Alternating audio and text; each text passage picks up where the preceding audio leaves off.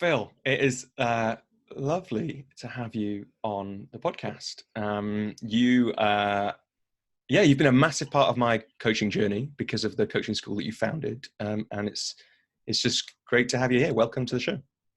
Thank you. I'm really delighted to be here, Robbie. I'm looking forward to seeing where we go this morning. Yeah, I think it's going to be fun. Yeah. So just to start us off, tell me, I guess, where did you first come across coaching? That's a really good question. I was thinking about this morning. When I was at school and university, like the idea of being a coach didn't really even exist because I guess I'm pretty old. So it wasn't something that really entered my consciousness. I studied history at university, which I kind of enjoyed. Ended up becoming an accountant because I wanted to move to London and get a job, and that was an easy way to do it.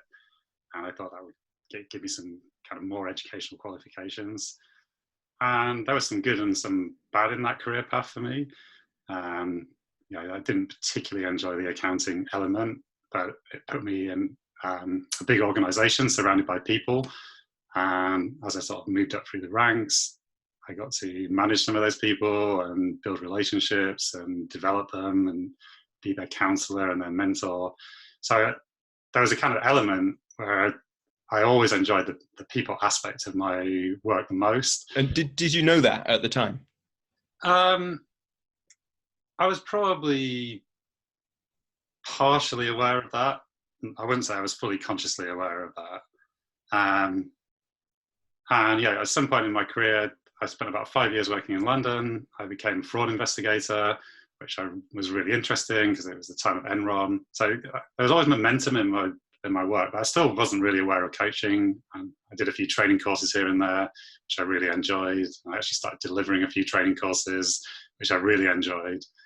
So I think all the clues about what might happen in the future were there, but I wasn't really, as you said, I wasn't really joining up the dots at that point.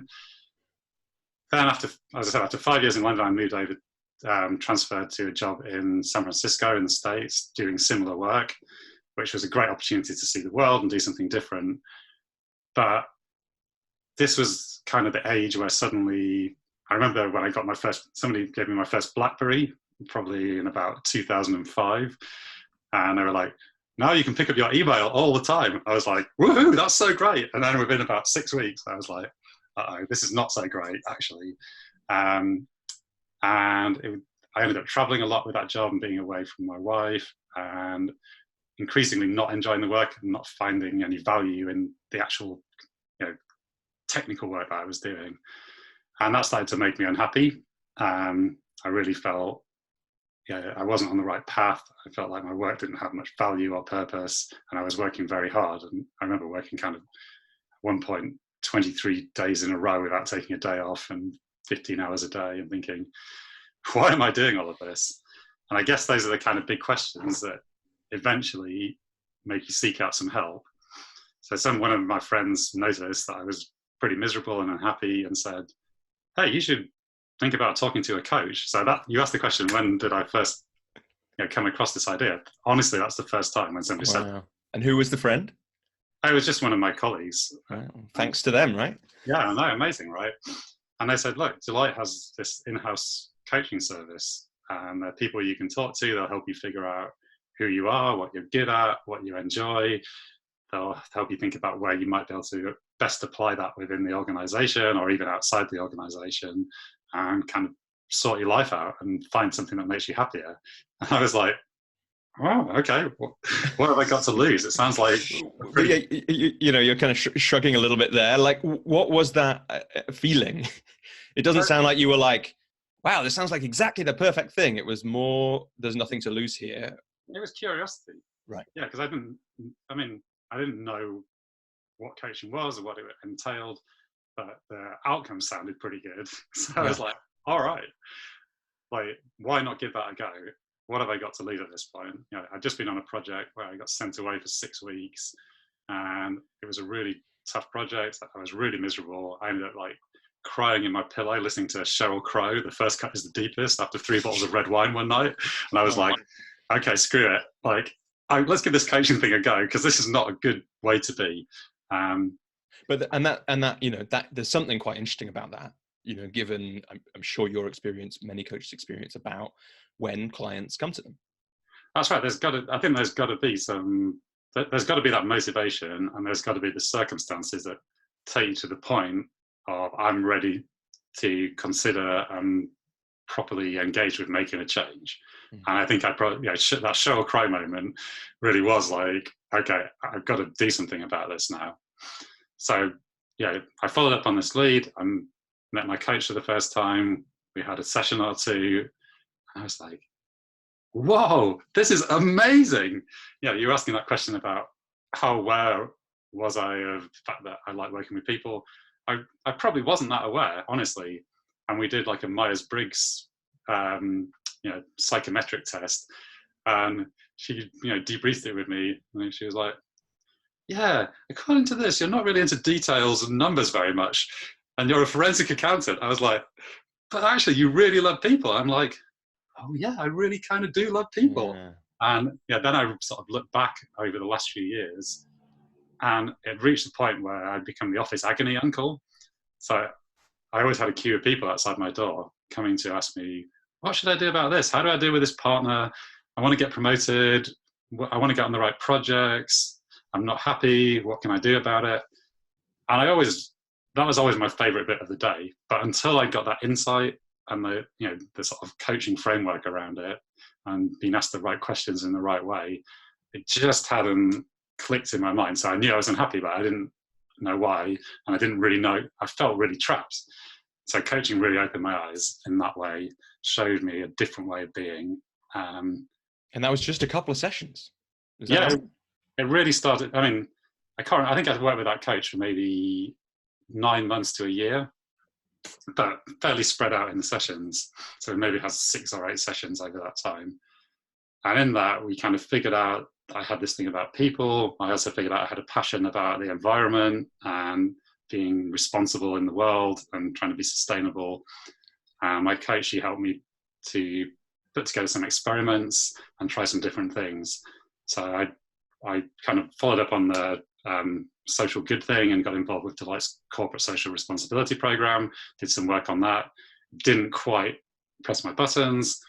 I also tried becoming a mediator. So I did some training on that at UC Berkeley where my wife was. It was good, but it didn't quite click for me. I didn't really like being in the middle of 2 people who were very adversarial and wanted to rip each other's throats out. And then one day I remember I had the sort of, the first penny drop that I had was, I really love people and I love helping them to be the best that they can be. The second one was sitting with my coach one day and thinking, and I actually said to her, wait a minute, you get paid to do this, right? She's like, yeah, I do. And I sort of saw suddenly there's this possibility that this could be the way that I make a living. And it seemed like a very remote possibility at that point. But on the back of that, I went and signed up for a coach training, which I did off my own bat, paid for myself, just to see what it was like. And again, I walked up on the first day, sat down in my chair, and within 5 minutes, I was like, wow, this is awesome. I'm in the right place. Right. I had great trainers. It was the right course at the right time. And it just really turned me on. Yeah. Where were you studying? In San Francisco, presumably, or in California somewhere? Yeah, in the Bay Area with IPEC, who are an ICF accredited school. And it was great. Like, one of my teachers was an MCC, so she was really experienced. She was one of them was a total hard ass, and the other one was like really into acknowledgement and validation. So they had a lovely sort of frisson as well in terms of the way they went about training and developing people. But I just really thrived in that environment. I loved it, and very quickly it was like being infatuated. It was like I was in lust with coaching. Like, I wanted to coach everybody. I was coaching taxi drivers and barista, and like unsuspecting members of the public were getting my fairly clumsy coaching wisdom or approach at that point. But suddenly my brain was firing all over the place. I went back into my job and started coaching teams and individuals within my group and my organization. I just had the bug. Yeah, and I'm just struck by, it's partly the way we've told the story, but the difference between the brain firing all over the place with taxi drivers and in the coach training, and that moment with Cheryl and the wine, right? So it's like, what a difference. And how long was that in terms of actual time? It sounds like there was some work involved in that. You put work in to reflect, to get from one of those points to the other. I mean, it's probably about between a year and 18 months. Yeah. Because at the back end of my IPEC training, my in-house Deloitte coach tipped me off that they had 2 new jobs coming up in her team, and I thought, why not go for it? Yeah. As it turned out, 400 people applied for those 2 jobs, and by the grace of God, I remember going through the interview process, and I got to the final round of interviews, and I had to say to them, look, you realise that I'm not a professional coach. I haven't even finished my qualification. I don't have a single hour of professional coaching experience. And I think they actually liked that. I was honest about that. So I ended up getting one of those jobs and becoming an in-house coach and joining my former coach as her colleague, which was just unbelievable. So that was probably about 18-month arc to do all of that. Yeah, but because when we look back on these things, it looks like luck, and of course there's luck in it, but what do you think? They were choosing between 400 people and they only chose 2. I think you'll find why did they choose you? I think you'll find that I never use the word luck, Robbie. Okay, nice, good. So what was it? So I guess there are 2 sides to it. I think that it's often useful to break it down. From a logical side, I've been in the business for 10 years. I'd worked in, I think, 3 different departments. I'd worked in 2 different countries. I was a senior manager with quite a lot of experience of running projects. So as a coach within Deloitte, that made me very credible immediately, because all of my clients were people with a similar story. And actually, I'd been through the coaching process and I'd found an answer that helped me to stay within the business and successfully use my strengths and skills. And that was the job I was applying for. So I was effectively the perfect kind of advert for my potential client base in that job. So that's the logical side. I think the other side is the kind of passion, emotional side. I was obviously, in that phase of being infatuated with coaching. I loved it. And I was busy coaching the hell out of anybody who I could meet. So I was taking on a bunch of internal clients within my group. I went to India to coach a team there, manage and coach a team for a couple of months. And I kind of rewrote my CV to make it look like I've been coaching since I was in nappies. Every experience I reframed in light of developing people, being a mentor, being a counselor, even doing that informal kind of agony uncle stuff. I found a way to bring the value out in that because I was just so passionate and so, I really, really wanted that job. Yeah. And it's one of those things, isn't it? I think sometimes people are nervous to do that, but it's true. That's, you had done those things and you just needed to join those dots for them so that they could go, oh, wow, he does have both the logical stuff and this amazing passion. I think that's right. Yeah. There's also, and this is a small side note, but from a motivational standpoint, in the US, I was only allowed to be in the US because my visa was sponsored by Deloitte. So if I wanted to be a professional coach and stay in the US, literally, this was the only job that I could have that would allow me to do that. I couldn't set up my own business. I couldn't go and work with somebody else and be a coach because my visa was all about being employed by Deloitte. So it was literally the only job that I could get that would allow me to do what I wanted to do. So I was like, if I'm gonna roll the dice, I'm gonna damn well roll the dice as well as possible. Right. And presumably, is this right? Your wife was at university at Berkeley, and so you didn't want to leave, right? Because she was going to still be there for a while. Well, she'd actually graduated, but she had a great job. Also, we had loads of friends. We had a fantastic lifestyle. We were happy where we were. The Bay Area, San Francisco is a pretty amazing place to live, especially when you're in your 20s and got a bit of disposable income. So I was like, I really, really want to do this. Otherwise, it was like still in the old job, even though I was enjoying that a whole lot more. So I guess that just really, if you think about what motivates clients when you work with them, sometimes feeling a bit like you're in Last Chance Saloon gives you that push to really go for stuff. Yeah. So I think that probably helps too. Yeah. And so then you had this job, which is an amazing opportunity. And you spent how long coaching people in Deloitte? And what was the work like? And who were you speaking to? And what did you learn? Yeah, I was an in-house coach for just over a year in that group. And I split my time, probably half my time was doing kind of career change work. So effectively working with a version of Phil before the transition, people who were in Deloitte but weren't quite happy with where they weren't using their skills to the most effect, and helping them figure out, how can I be happier? Where's a better place for me?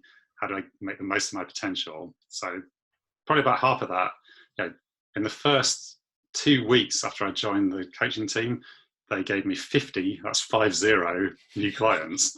I went from being a professional coach with no experience to having 50 clients like overnight, which is crazy. And then on the other side of it, I was doing some leadership development work. So working with senior managers who were stepping up to partnership, working with newer partners who wanted to build a business and a practice, and helping them figure out their plan for the next few years, what their goals were, and then how they could take the right steps and develop the skills they needed to make that transition to grow their business. So there's a lovely balance of work that I had. And, as a new coach, it gave me sort of 2 areas of insight and sort of, ways of helping straight off the bat. So it was a really fabulous job. And I had a great team around me, experienced coaches who gave me a lot of support and mentorship. We had robust feedback in place, and everything you need to develop, Wow. I had. What an opportunity. It was a great opportunity. Although I've got to say, having been in that phase of lust and wanting to coach everybody in sight, I reached the point after, a few months where I literally was flat on the floor, because I was coaching these 50 clients, doing 8-10 sessions a day, every day, because I was loving it so much. And I was taking, as a new coach, you often end up probably overtaking responsibility for your clients' outcomes. So I was really, desperate for my clients to do well, and wanting them to like me and prove myself to my team. And so I ended up not being able to sleep at night and thinking about my clients all the time, probably doing a bit too much for them. All the things that you do as a new coach. So I kind of learned some lessons along the way. It was a great year, but it wasn't all, just a cakewalk. There were some real tricky moments and tough learning in there as well. Yeah, I mean, it's two things just jumped out at me then. One is, it's interesting given, because I know a bit about how your business has changed over the years. You had the career change side and the leadership side from the start. From the get-go, yeah. But also it's interesting, and certainly this resonates with me, that a lot of people come to coaching partly because whatever they were doing before wasn't working. And then certainly and it sounds like you ran into some of the reasons that it wasn't working weren't all because of the old job, right? And there's something here about, some of those same things being flat on the floor happening again with the coaching. I'd say it was a very different reason and kind of underlying factor. Before it was just that the conditions didn't fit with my values, and that slowly ground me down. Now I was absolutely in a world that was aligned with my values, but I was so enthusiastic and so determined to help my clients and get great outcomes for them, that I was loading a lot of the responsibility and too much of it onto me. Remember, I just literally was finishing up my coach training, and there's so much you learn over the years as a coach about, where you draw the boundaries between and who does what in coaching, and where the responsibility lies. But I literally wanted to smash it with every single client, and so I'd always be thinking about them and carrying them around with me all the time.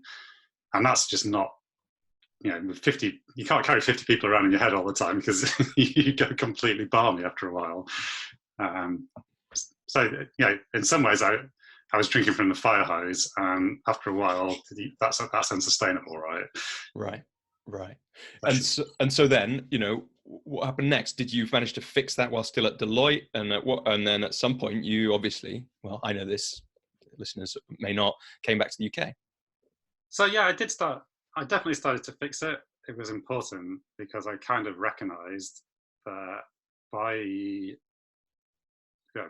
number one, by taking too much responsibility for the client's outcomes, that's not always in the client's best interest.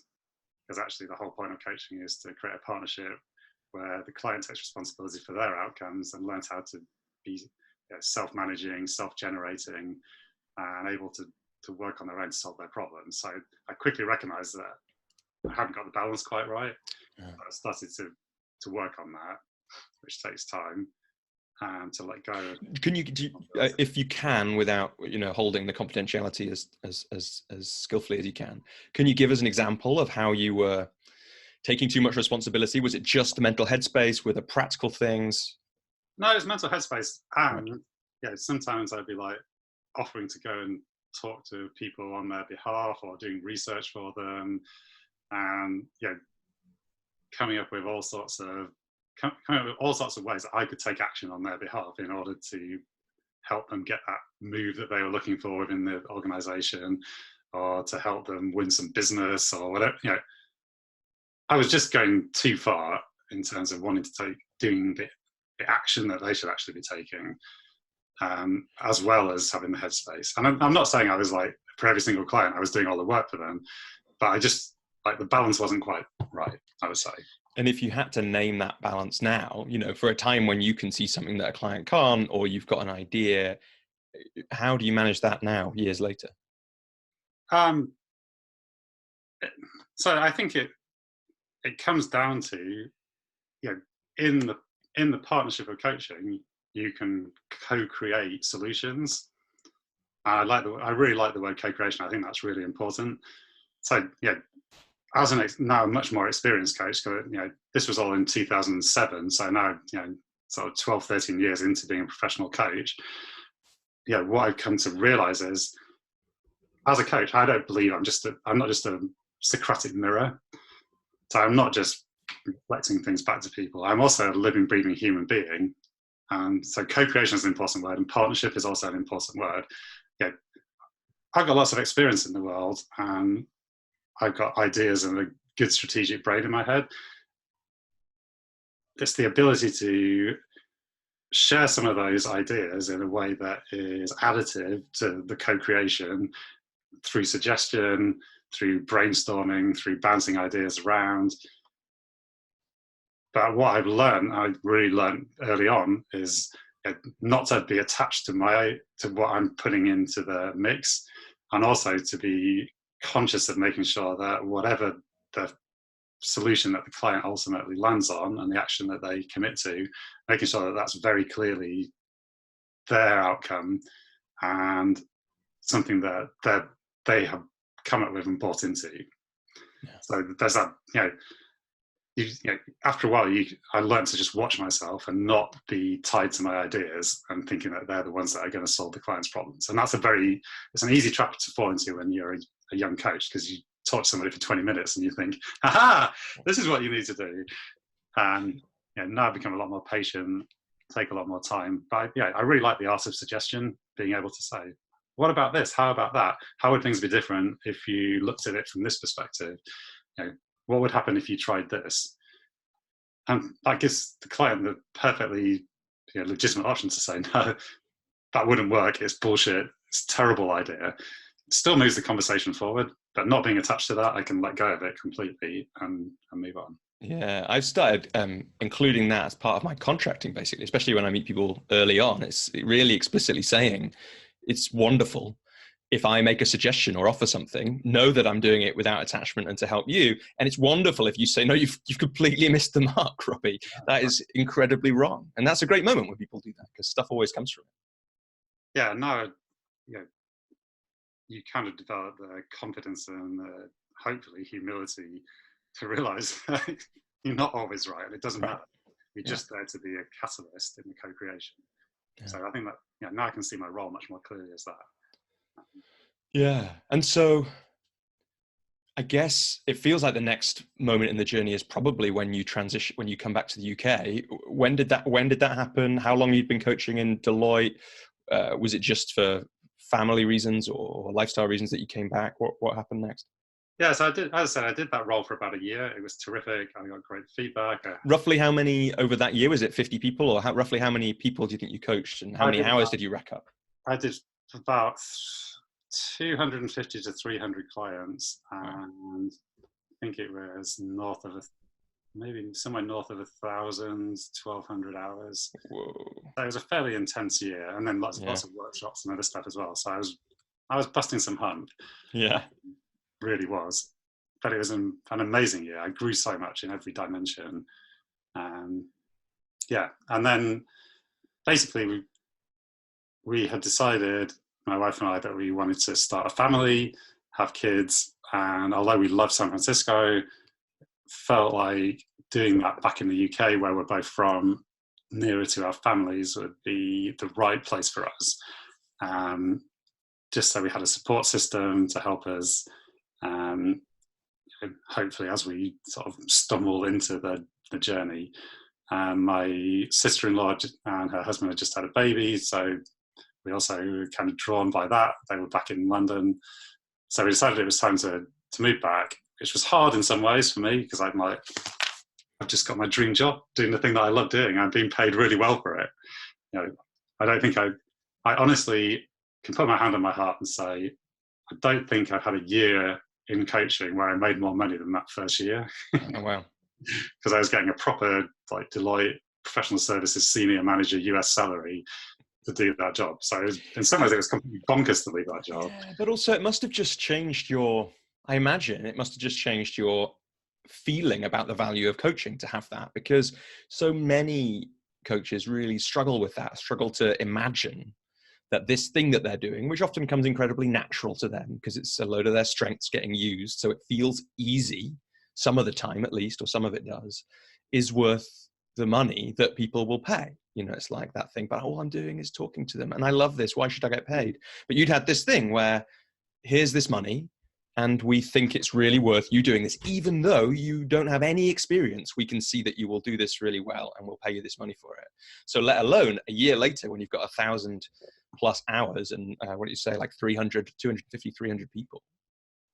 Yeah, you're right. I guess it was really, it gave me the triangulation to really see the value of coaching.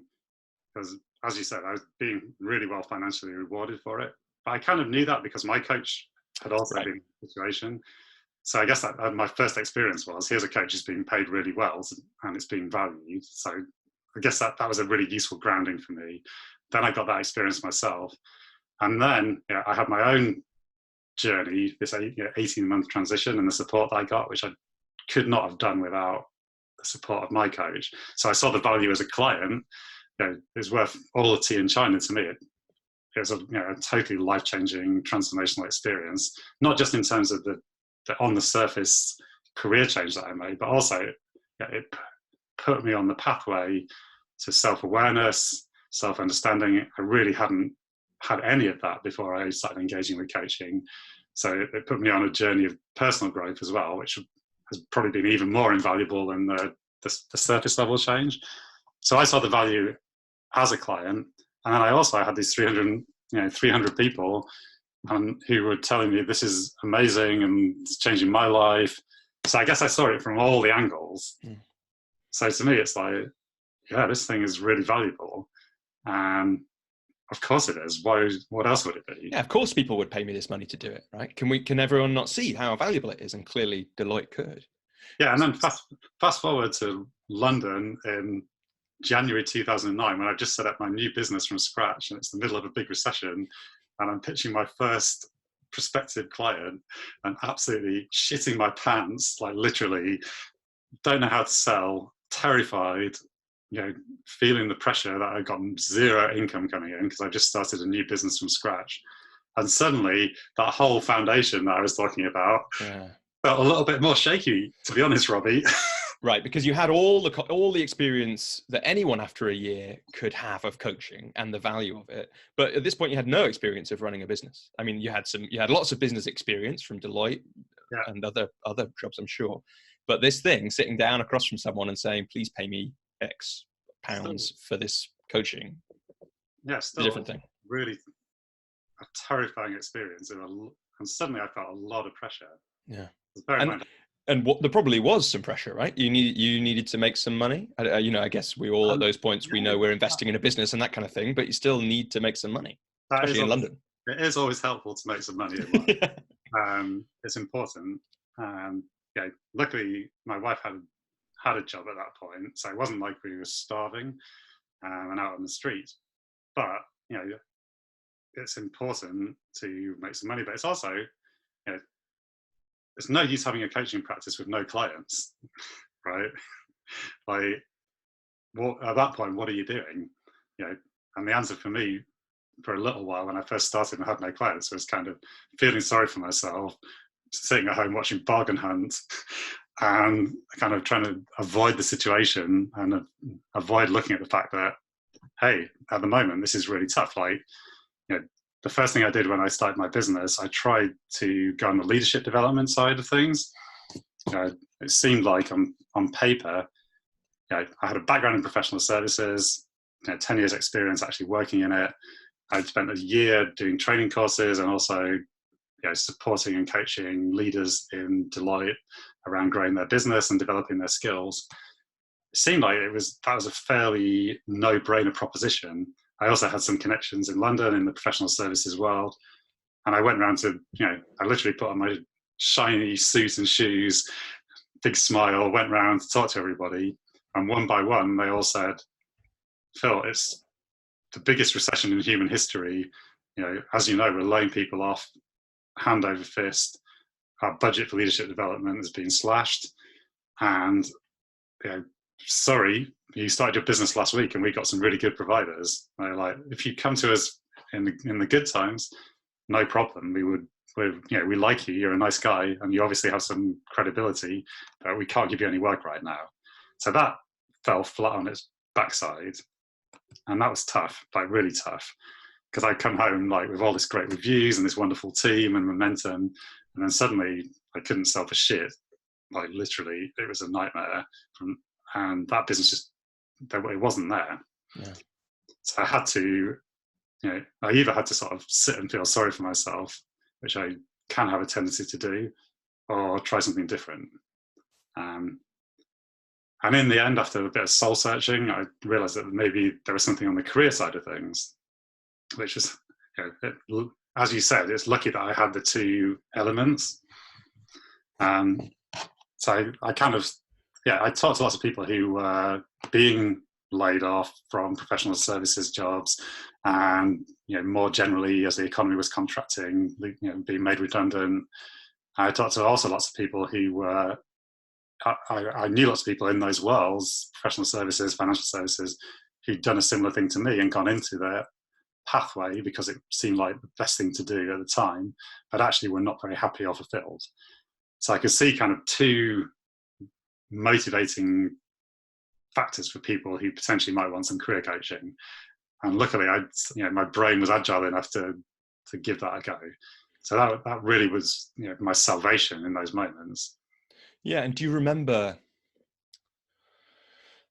Obviously, it all looks very thought through looking back. Our memories often do, but you're saying, right, that there's periods of sitting watching Bargain Hunt, there's soul searching. Do you remember what it was that, like, how you got into action on those things and what made the difference at that phase? Because it feels like that's an important phase. You might have given up and got a financial services job, or tried to, right, at that point, or something else. What was it? That's a really good question, Robbie. I guess at this point I'd gone from like the loss phase in the coaching to kind of like the sort of first happy newlywed. After a year of doing it, it's like I just got married and I was walking on a cloud with coaching, and I kind of loved it. And so I didn't want to like break up the relationship at that point and go crawling back to my kind of evil ex. who, in terms of like the accounting, like I just, that just didn't feel like that emotional side of me that loved it so much was like, I'm not prepared to give up on this, even though it's like there's like my first rocky patch in the relationship with coaching, if we're doing the tenuous metaphor. Yeah. But luckily when you're newly married, most people don't give up after like 6 months, right? They kind of realize that actually it's not the end of the world, and sometimes it's useful being a coach, because a lot of the time I think you've got to take your own medicine. So I probably had a moment where I looked at myself from the perspective of, if I was coaching me, what would I be thinking and saying to myself? And I'd probably be asking some fairly pointed questions at that point about, well, how hard are you actually trying? What's the value of you sitting at home all day ruminating? How likely is that it's going to help you to actually find some clients? If you are struggling with turning prospects into clients, what could you do to make it to make it easier for you to do that? Yeah. And so I started to answer some of those questions for myself and go, maybe I should actually be going out there and talking to people. Maybe I should actually watch some read some blogs and watch some online learning about how to do a sales process. Maybe I should read some books about how to build a business and actually do some of those things. And maybe I should do some marketing and work out what kind of things actually work in order to build a business. And so I think I actually also had a friend who was a coach in the Deloitte coaching team who left around the same time and started her business. And we started co-coaching each other as well. So as well as coaching myself, I also had her on my case every week, asking me these similar questions and kicking me up the bum and stopping me from feeling sorry for myself and risking giving up. So it was having that sort of inner passion, but it was also having some external support that got me through that. Yeah, and I think I think the metaphor is pretty good, because I got married last year, right? And one of the things that you think about when you get married is one of the things that changes is okay, well, we're in this now. Yeah. And we're in it actually forever. That's the promise we're making. And it's, my brother gave a speech at the wedding, and one of the things he said is marriage is about shackling yourselves to each other for when you both feel like running away. And it's, he obviously was apologizing a little bit for saying that at a wedding, but it was great. Like the whole room dropped down, because it's like, oh yeah, that is what this is about.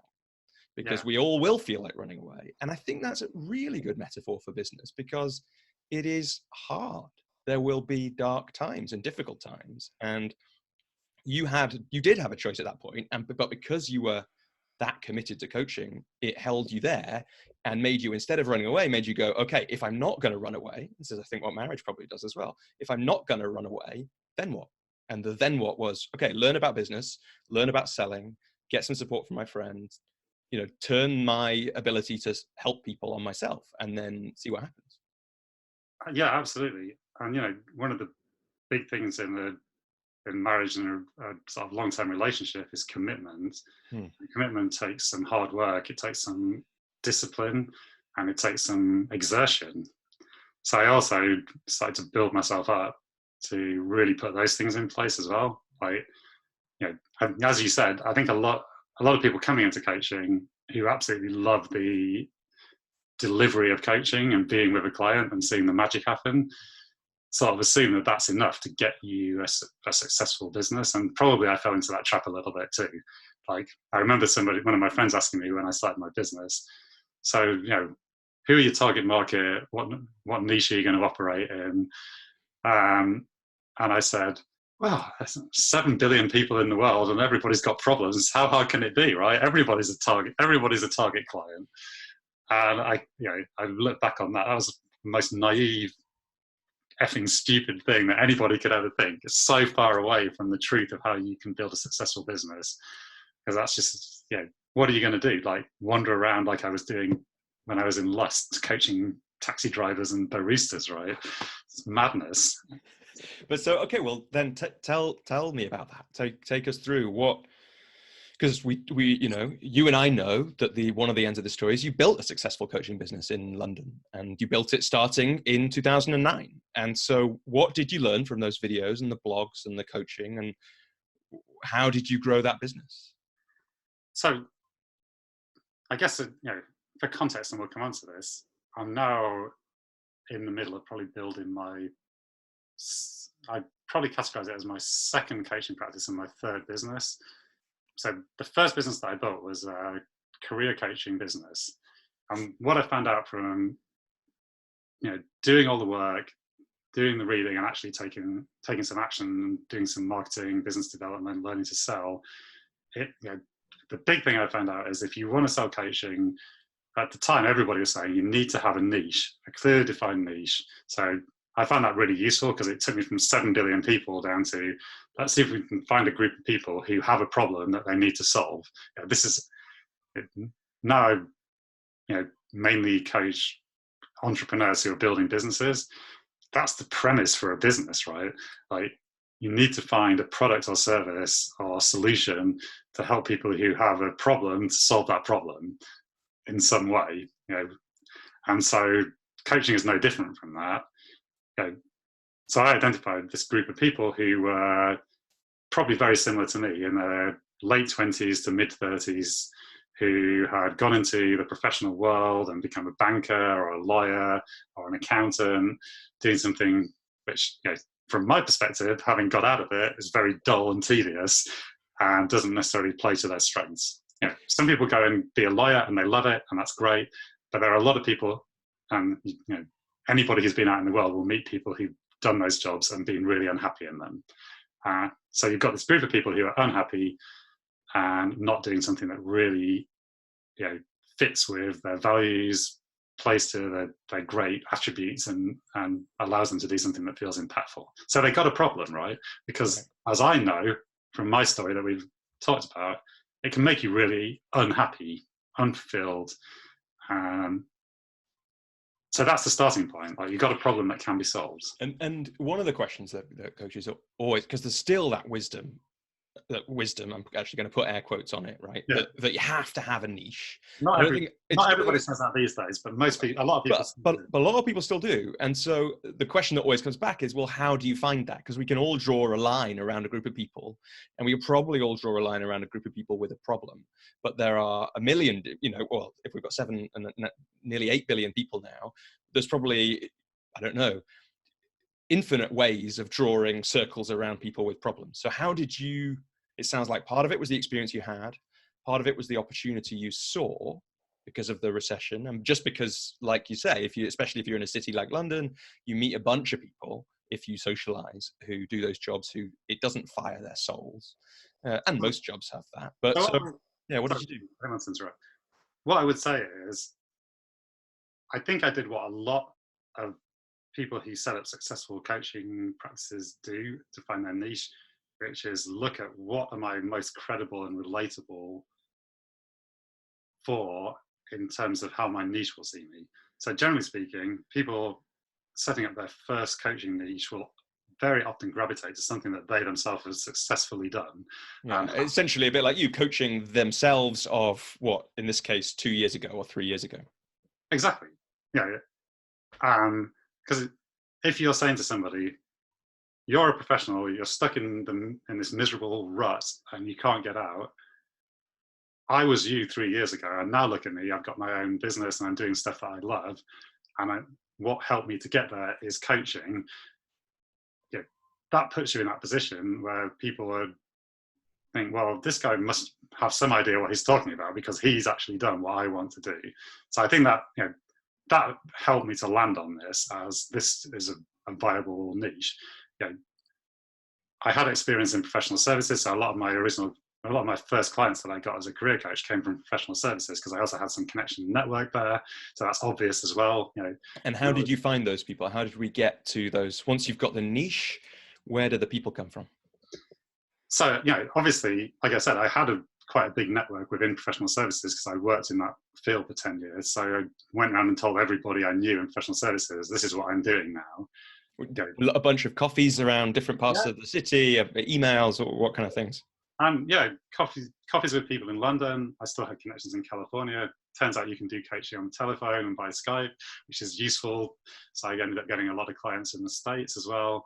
Yeah, just saying to people, look, I kind of realized after a few months of doing this that I wanted to become, you know, if somebody in professional services was sitting with their colleague and they were whining about how miserable they were and they wish they'd never got into it in the first place and they wish they could find something that they love to do, which happens quite a lot in professional services, I wanted to be the first person that came to mind for the receiver of that information in that conversation.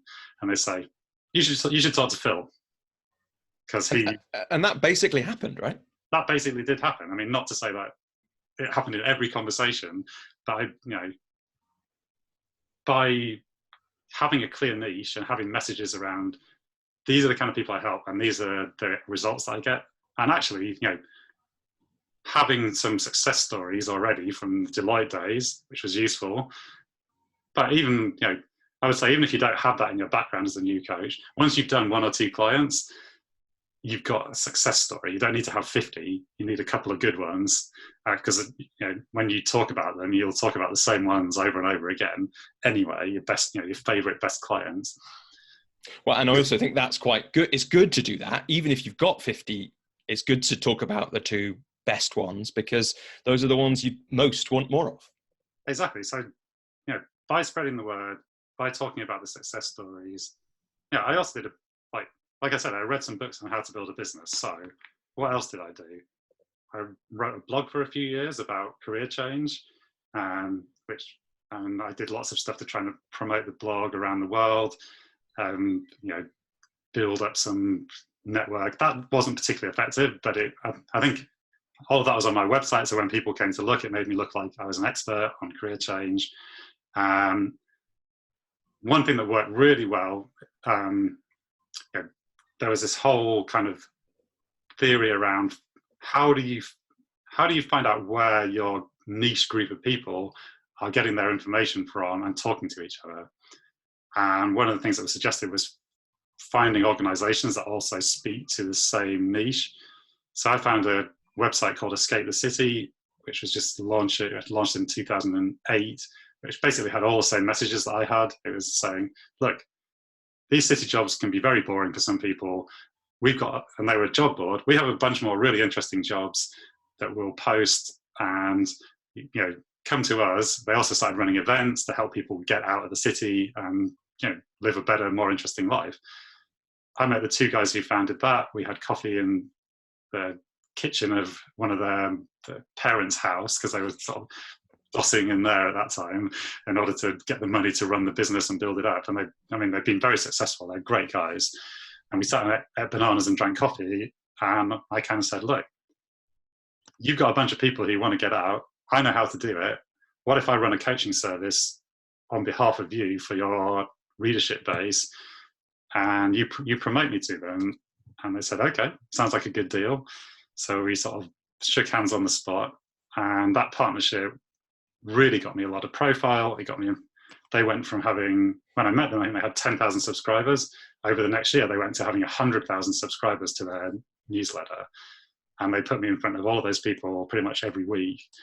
So suddenly I had a really nice pipeline of people coming to me from that partnership, right in my demographic, already with some credibility from that partnership because they liked Escape the City. They're just great guys and they've got a great ethos and they were kind of building a movement.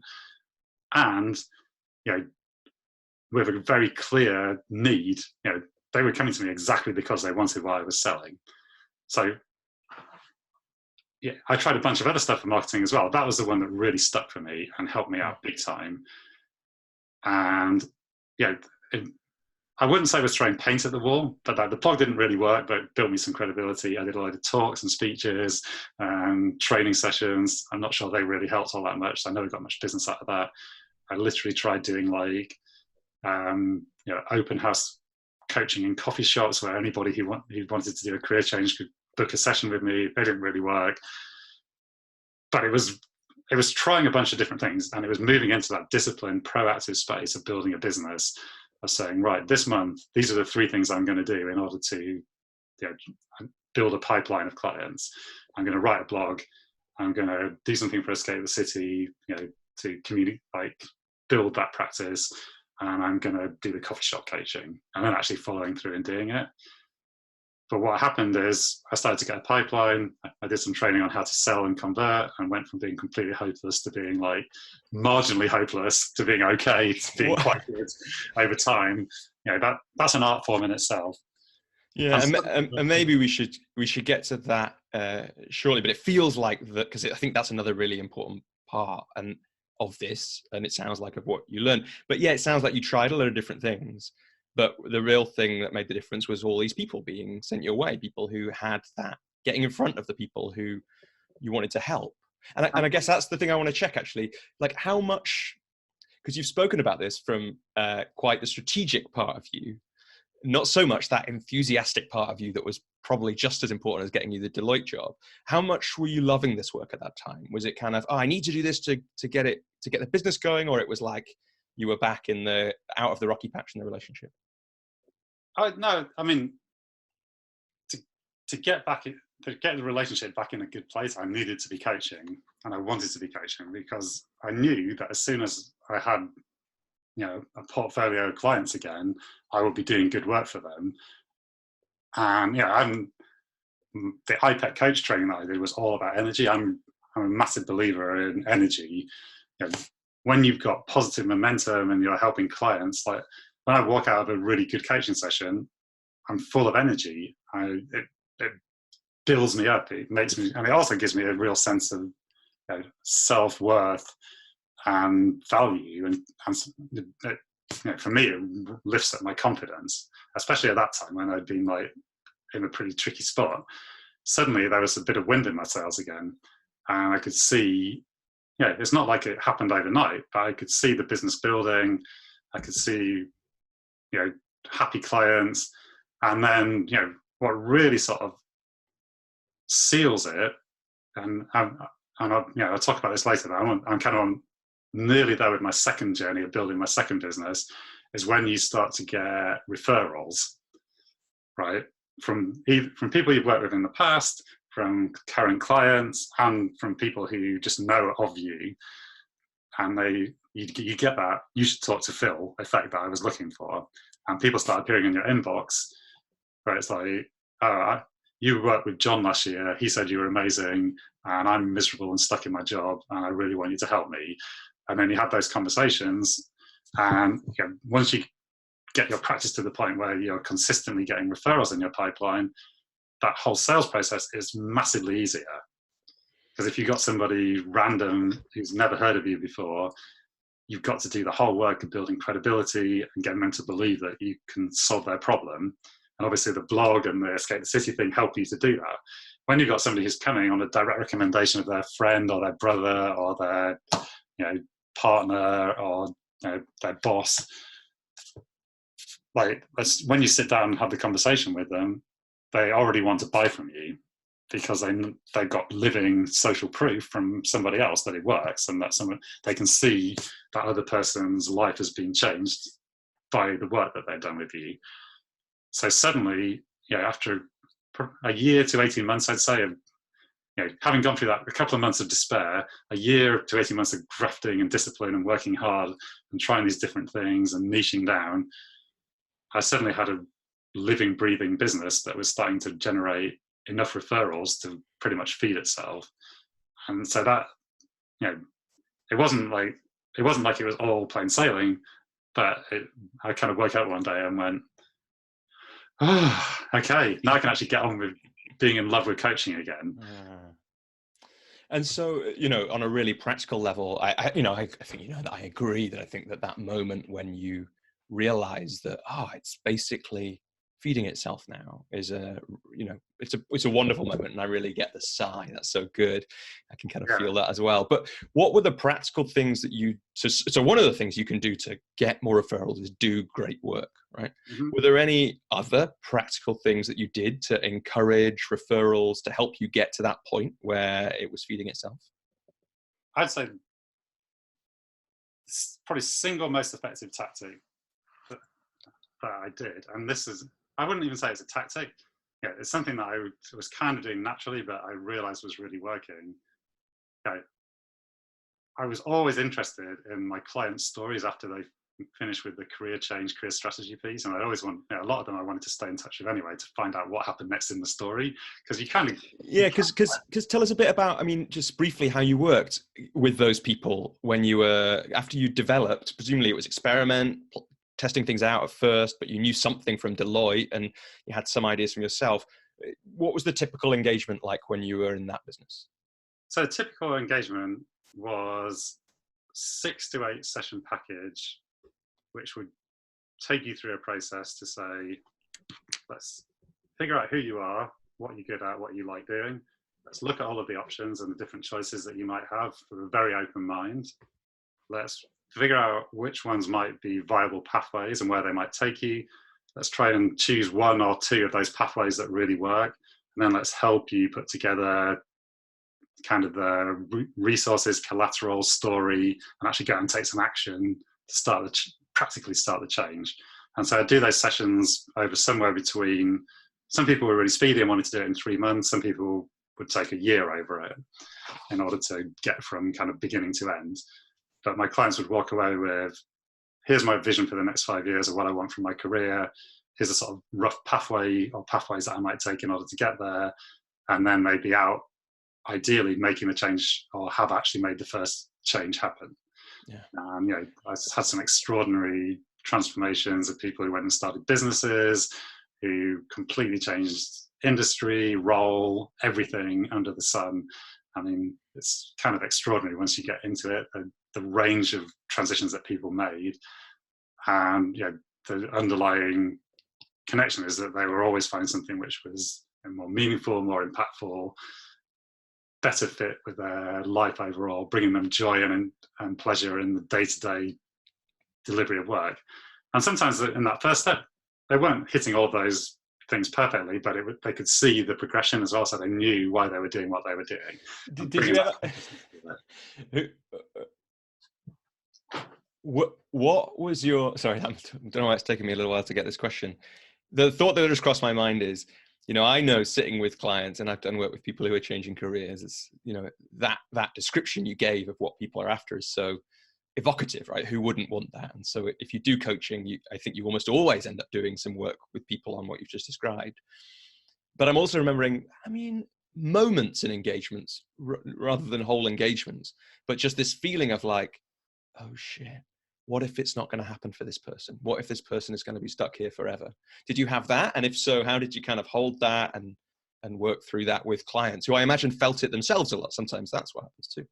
So I'll be honest with you, that was always my favorite bit of the whole engagement.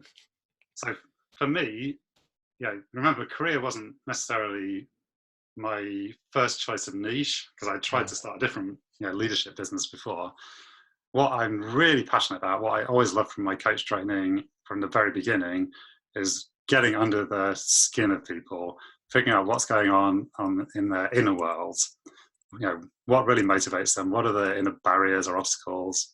What's their psychology? How is their brain programmed to enable or not enable them to be successful? And what can you do about that?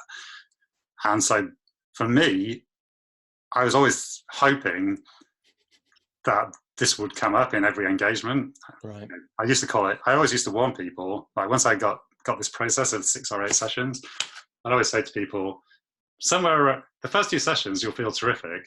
There'll be loads of momentum because it's all quite theoretical and you'll be thinking about who you are and what you could do and its possibility and it's magical.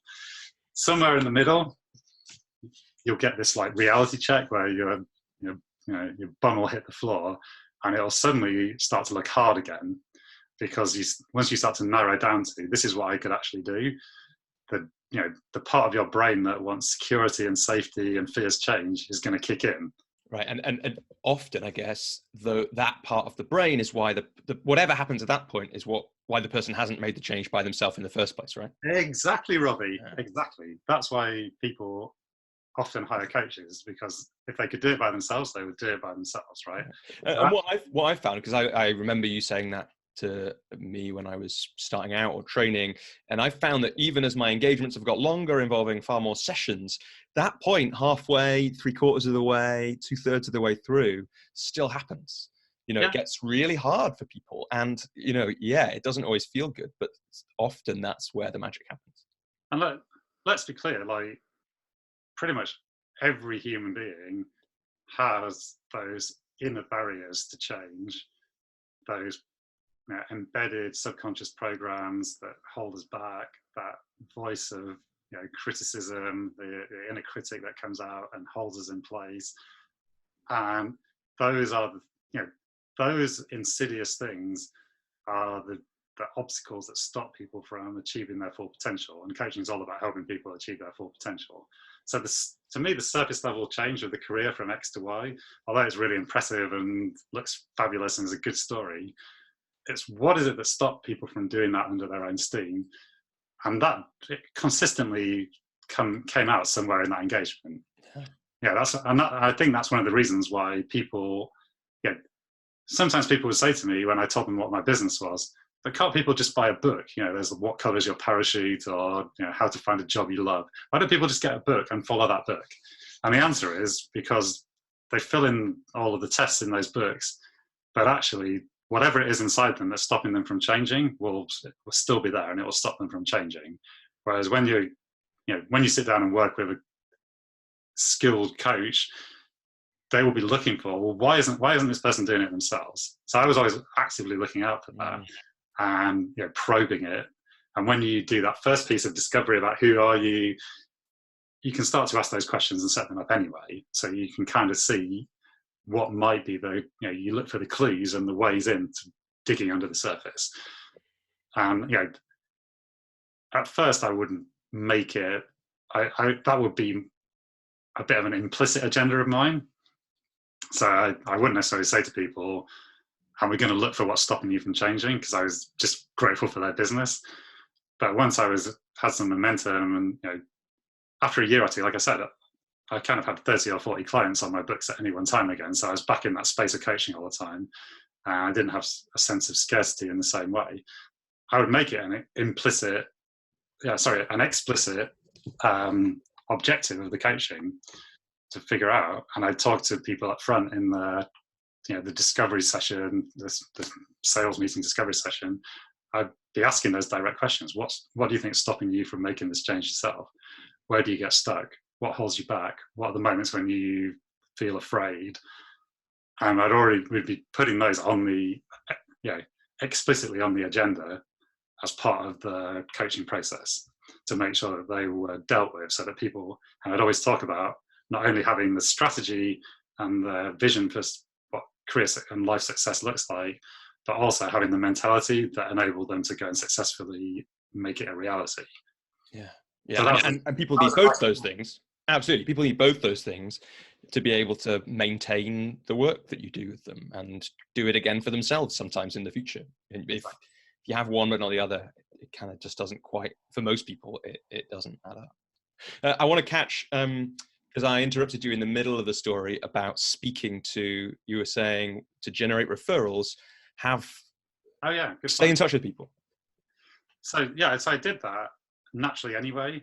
But what I started to do after a while, I kind of identified who were the people who were my fans, effectively, and there's some amazing people who were real advocates for me and would send lots of people my way.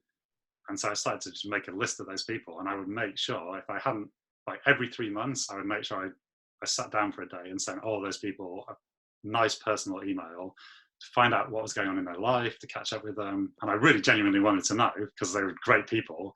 Sometimes I'd have a cup of coffee with them in lieu of the email, or get on Skype and chat to them. And then, I would, not always, but sometimes say, and by the way, thank you for all the referrals. Is there anybody else you can think of right now?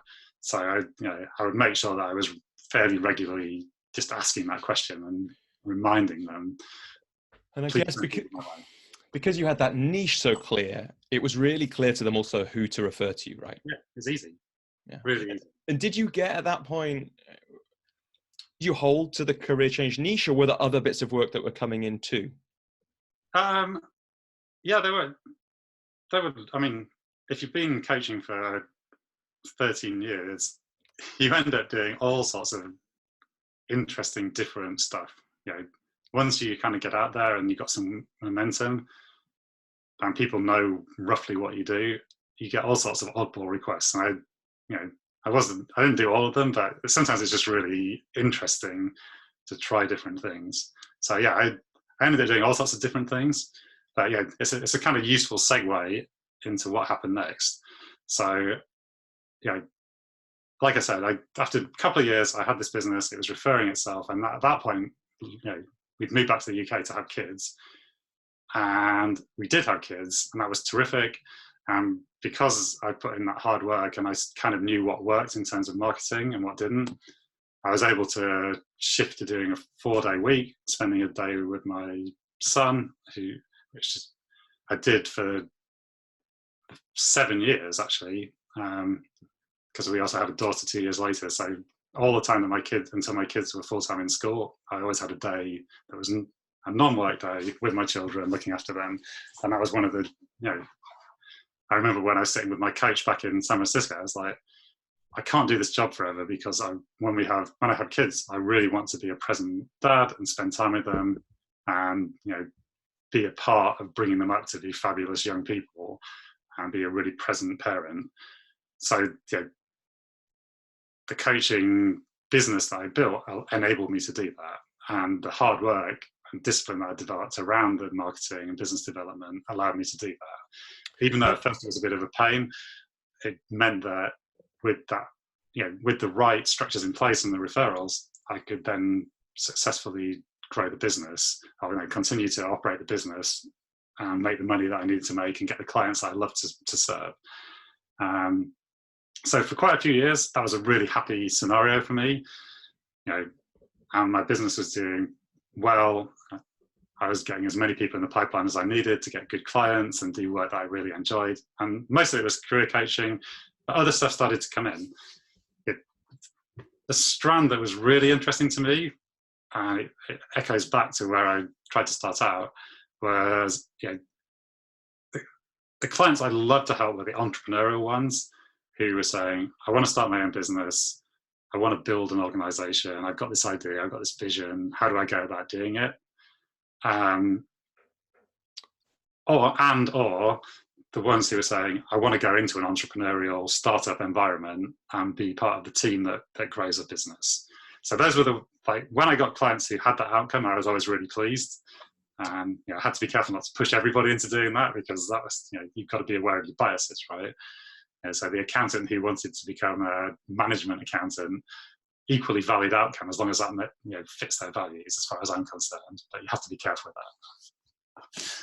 So suddenly, I got this group of people who I'd helped to go off and start businesses, and some of them are doing quite well.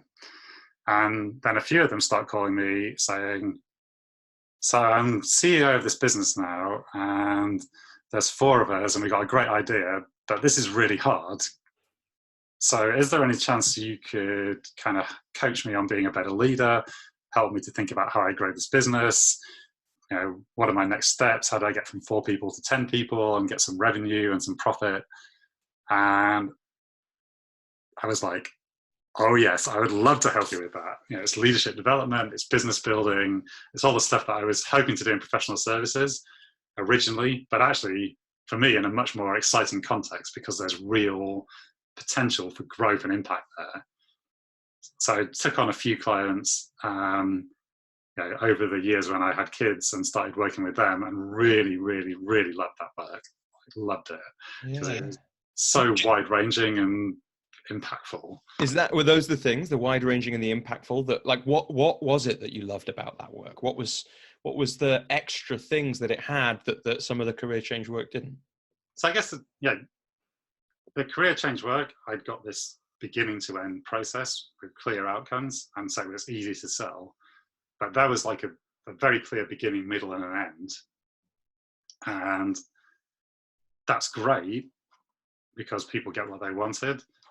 But when, literally after 6 or 7 years of doing that, I'd probably done another 800 clients through that process. And so there's a risk with coaching that it just becomes another sausage to go through the machine.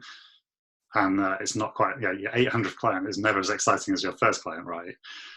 If we're going back to the relationship analogy, this is when you've been married for 7 years and you might get the 7-year itch, right? So you have to be. Was it at 7 years? How long were you in? Probably was about 7 years. And when I always keep in mind that initial lust and love that I had for coaching, to make sure that I am at my best for my clients. I really want to be in that state and deliver the best outcome for them. I want every session to be the best session and the best experience that every client's ever had. That's my intention. So you've got to really scrutinize yourself to make sure that you're not just starting to dial it in and becoming a bit complacent and going, here's my 57th management consultant who's a bit unhappy with management consulting, probably wants to move into a strategy role within a big company. Oh, bloody hell, do I have to? So I had to really keep an eye on that and be honest with it, and make sure that the relationship sort of didn't go into that death spiral where it's too much familiarity and it's not interesting anymore. There's no mystery left. So these new things really helped me to do that. I was like, oh, there's something different here in this relationship with coaching. There's a whole new way of working with people. And rather than it being a beginning to end process, my mind, my Myers-Briggs that I did with my coach back in the day, I got a massive P for Myers-Briggs. I love open creative processes. I'm always looking for better ways of doing things. When you're building a business and becoming a leader, there's no beginning or end. There's always ways that you can be better. There's always things that you could do to improve. There's always scope for growth. It's like a sort of endless puzzle to solve, which really appeals to my strategic brain. So I would it was that sort of infinite scope of possibility that really excited me. And the first client I had who hired me as a CEO to help them, I've been working with him for 8 years now. And when we started, he had an idea for a biotech business, and a bit of IP that he owned and some funding, but nothing. He hadn't had really a team or anything. And over the years, we've grown it into a really successful business that now sells life-saving, game-changing technology in Europe and the US. Basically, it's technology that stops people getting pressure ulcers. It's never been done before. And it saves lives and reduces suffering massively, but it's also commercially, has the potential to be hugely successful. So that business has grown and become a real star. Like the technology, I think they were voted the medical innovators of the year last year. Wow. In Europe by an award ceremony. So I've seen it go all the way from those beginnings of a seed of potential up into a fully grown, successful business. It's really, really valuable and has real impact. And I've been a part of that journey along the way, helping in lots of different ways. It's, it gets me out of bed in the morning. Yeah, I could feel that. And, I guess it's interesting, isn't it? Because even with this 8-year arc that you've got, it's not over. But now you've got an 8-year arc, which a bit like the 1 or 2 testimonials that you've got you get early on from the career work, you can talk about that now, just as you just have. So, and as I know this, but you've evolved your business now, that it is focused much more on that kind of work, right? Exactly. Now my kids are a bit older, and I recognize that sort of 7-year itch starting to become a thing. I really sat down and thought about, well, what do I want from coaching now? What do I want from my business now? How do I keep evolving and growing and learning? So, this is another thing that we always challenge our clients with. It's like, you've got to keep, you've got to keep growing. You've got to keep challenging yourself, finding ways to be better and different. Journey never comes to an end. Why do you think that's important, Phil? Well, I mean, I would say from my own experience of my inner world, it seems to be inbuilt into me But from experience of working with thousands of people now, it seems to be inbuilt into a lot of human beings, this desire for personal growth and evolution. You know, we could probably both look at, you got your bookshelf behind me, I've got mine over here. There's literally, you know, gajillions of books about this. So it's obviously a thing, right? There's a global coaching industry worth billions of dollars. There's, you know, the whole psychotherapy world. Like, it seems like it seems like there's a primal instinct for growth and improvement in humans. And I think that's why we exist and are able to do what we do. And also, you know, I think a lot of humans have got their sort of more primal bit of their brain that's looking for safety. The emotional and rational parts of human brains are also programmed to seek out happiness, and part of happiness comes from pleasure in what we're doing immediately, but part of it also comes from a sense of purpose and impact in the world, which is taking on longer term, more meaningful challenges that require us to stretch ourselves and grow and, you know, do things differently than we've done before. So I think it works sort of on every level, that humans are always looking for that challenge and growth, and I'm no different. Yeah. And so I guess there's two questions that are present for me about the current business model that you have. I'm interested in that change, because I think one of the things that happens for anyone running a business, but especially a coaching business, is at some point, most people will want to evolve their model a little bit, either the clients they work with or the fees they charge or the structure of their work. So I'm interested in that change and how you manage that and what you learn. But also I want to hear about what the work is looking like now. So whichever feels like the right place to go. So I think I'll start with the second one. So I probably started to make this pivot 3 or 4 years ago, and initially sort of unconsciously. Now my practice looks like I think I counted it the other day, there are 10 companies and organizations that I am engaged by. Pretty much in all cases, they are entrepreneurial, small, medium businesses that are looking to grow or at least evolve their business model in order to kind of get to become scaled and scalable. So they're somewhere in the startup scale-up journey. I'm usually retained initially to work with an owner, CEO or MD kind of person. So usually the person who founded the business or one of the founders, or at least, if not that, then a CEO who has a stake in the business, even if it's owned by investors at that point. It depends how mature the business is. And usually my way in is to start becoming the executive coach to those owner MD characters, and sort of come into their corner to help them figure out what's the next phase in our evolution and growth, what's our strategy for getting there, and do some sort of strategic oversight. What's the story we're going to tell in order to get there?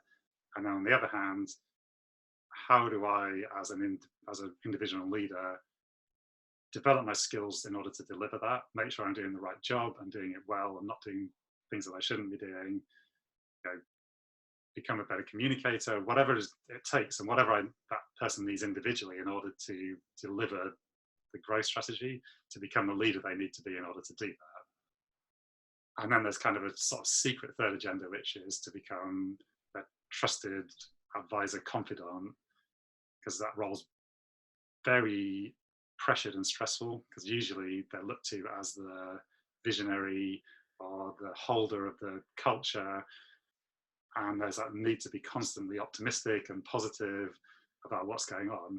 And what you often find is when you look underneath the bonnet, like, you know, these kind of businesses have a very short cash flow runway. They're struggling to meet, you know, almost struggling to meet the next payroll. They're wondering where that's going to come from. They've got all sorts of problems with customers and suppliers because they're maturing their model. And yet, at the same time, these guys are, you know, guys and women have got to go out and represent to the world that everything's great and we're on track to get to our vision. So to have somebody trusted to talk to be able to share some of their worries and frustrations, frankly, my agenda is often, hidden agenda is often to keep them sane, because it's a pressured, tough job. It's really difficult. So yeah, my business looks like working with these businesses, usually supporting those leaders, and then often that morphs into working with leadership teams or teams within the business, sometimes providing some advice around strategy or building culture, doing workshops and input on that kind of thing as well. So kind of building relationships with those businesses, and as they identify a need where I might be able to provide some support, kind of delivering that and helping them to get through that challenge. So over the last 3 or 4 years, I kind of gone from a totally 100% income from career change. Now I'm probably 95% from businesses, and that sort of B2B executive coaching and a little bit of sort of strategic consulting income. Is that the 5%, or what's the 5% that's then left over? The 5% that's then left over is, every now and then one of my old clients will say, "Can you help my cousin? They need to do a career change," and I'll be like, "Oh, okay then." Nice. Because there's that, and don't get me wrong, I'm not doing that under duress. Like, I'll meet them and I'll be like, "Oh, this is a terrific person. They're amazing. They got so much potential. I really like them. I love doing." When you're not doing 50 career coaching clients, it's really possible to pour some love and energy and enthusiasm into a handful of people. And you never know where they're going to go, right? You never know which of them in 5 years are going to be the person coming back to you going, "By the way, Phil, I've got this business idea. I remember that what you were doing 5 years ago when we spoke was mainly that work. Please help." No, exactly right, Robbie. So, don't get me wrong. I'm not saying I'm not happy about that 5%. It's just that's. You asked me what the state of my business is. Yeah. And so what's the model then? I imagine it looks different, but it may not, when you're, I guess, particularly that first bit with the executive coach for the MD, the founder, the CEO. How does that look compared to the career change engagement you talked about before? So it looks very different. And this was one of the, when I sort of sat down and went from unconsciously doing a few of these engagements to saying, "I'm going to reshape my business and I'm going to change my niche from these mid-career changes." By the way, one of the reasons that was less relevant is because I was older. Yeah. Right. So, targeting 27 to 35-year-olds when I'm like over 40 is a different dynamic. I probably wasn't quite as relatable. I ended up getting older career changes, but that's by the by. But I'm like, okay, I'm going to shift from this niche that has served me really well to a new niche. It's actually quite a sharp niche. It's actually quite easy to find people who are founder CEOs of small, fast-growing businesses. Like, you can go on LinkedIn and run a very simple search, and you can find thousands of them very easily. So I was like, okay, I still need to have a sharp target market. I need to have an entry offer. Luckily, because I had started coaching, like some of my clients who'd made this transition, I had my biotech story, and I helped another guy build a social investment fund, etc., etc. So I had some credibility stories. So I'm like, okay, I've got the niche. It's sharp. I've got an initial offer, which is I'll work with the founder. By the way, it's a really hard job, but I'll help with leadership and strategy. Got some credibility. So it's just a question of answering the same questions that I'd answered the first time around. How do I find these people? How do I market to them? How do I build a pipeline? How can I start to get to the point where if a small business owner or someone who's looking to scale up is talking to their friend and saying, "Oh my God, this is a nightmare. This is really hard." I wanted to get to that same conversation where the other person would say, "Oh, you should talk to Phil." Right? So, I really think that for anybody who's growing a coaching business, that's what you need to get to. Whatever your name is, you should talk to XXX. And whatever it is that you are expert in doing in terms of the transition you help people make, you need to say, "You should talk to XXX. Yeah. Because, And sorry, Robbie, go. No, I was going to say, so in this new model then, working with these people, Yeah, I guess there's two things. One is about, I'm curious. So it sounds like there was a shift in terms of what you wanted from your business, in terms of the clients you wanted to work with. Now, I imagine there may have also been shifts amongst the financial returns you wanted and or amongst the, because lifestyle, it sounds like, has been important to you the whole time, Mm-hmm. perhaps amongst the lifestyle that you wanted. You know, I personally don't like the idea. I realized this pretty early on, of having the number of career change clients, or of any client, as many as you had when you were doing that career change stuff. I don't know if that's come for you, but so what were there other motivations, and how have they played out? Absolutely. I mean, from a sort of business mechanics standpoint, to run a career coaching business where you have these transactional engagements with 6 or 8 sessions in. Yeah, and if you don't mind saying, how much were they at an average point? I mean, it increased quite a lot over the time. So, you know, by the end, it's a couple of £1,000 for one of those engagements, you know, in that ballpark. And in the middle somewhere? I think when I started out, they were 750. Right, for 6 to 8 sessions, yeah. Yeah. So, yeah, in order to do that and maintain a book of 30 or 40 clients, if you're looking at refreshing, you know, 1.5 to 2 times a year based on the sort of time cycle, that means you've got to go and sell kind of 60 to 80 clients a year, which, if you think about it, is selling 2 clients every week. Right, but you might have to meet 3 or 4 sometimes to get to that. Correct. Yeah.